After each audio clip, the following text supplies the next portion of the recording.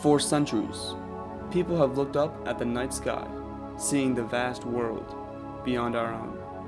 They wondered what it would be like to look back at the Earth from the moon, or the sun, or from a star far out in the universe. Would the borders between nations be visible, or the changing of the seasons? Could you eat and sleep? Would you be able to breathe? How would our bodies react? And do the laws of science differ or remain the same in space as they are on Earth?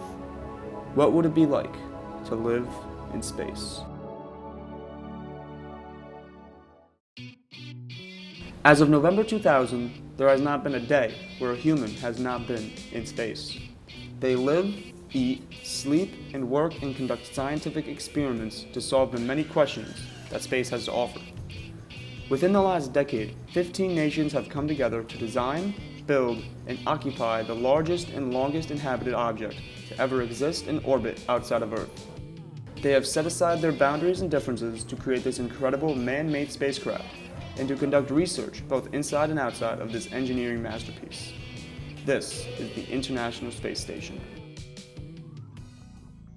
Dating back to early in the 19th century, writers, artists, and scientists from around the world have given their idea and visions on the idea of space travel and their opinions on life in space.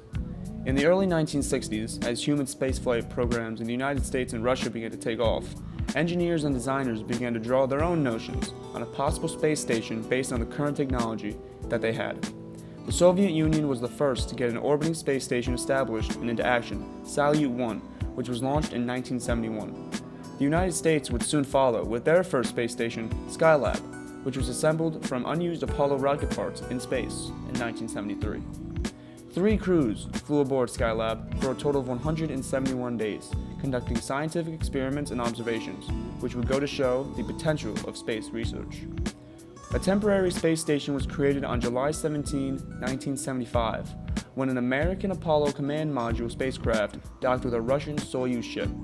Apollo-Soyuz was a prime example of cooperation of the superpowers of the world, and it was the foundation of the global partnership that would result in the agreement and construction of the International Space Station.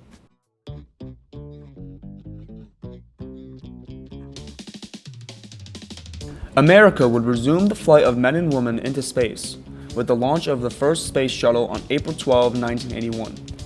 In his presidential State of the Union address in 1984, President Ronald Reagan announced the construction of the permanent space station, Space Station Freedom, which is agreed and signed by 11 nations and NASA to participate in the development and production. Then our next frontier, space. Nowhere do we so effectively demonstrate our technological leadership and ability to make life better on Earth. The space age is barely a quarter of a century old, but already we've pushed civilization forward with our advances in science and technology. In February 1986, the Soviets began construction of their own space station, Mir. By October 1990, budget changes issued by Congress mandated a complete redesign of the Space Station Freedom project, with heavy emphasis on affordability. In 1993, NASA was directed to maximize the new station's scientific capabilities and leverage Russia's considerable experience in space station operations by inviting Russian participation in the American Space Station project.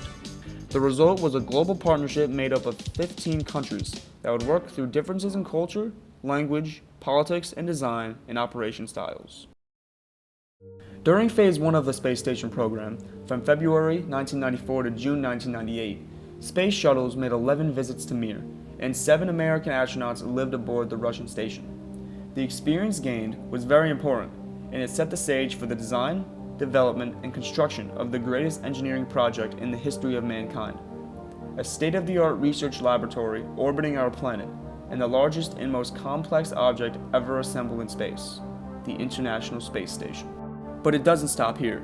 Today, students around the world, at all levels, are learning about the history of the International Space Station and its foreseeable future.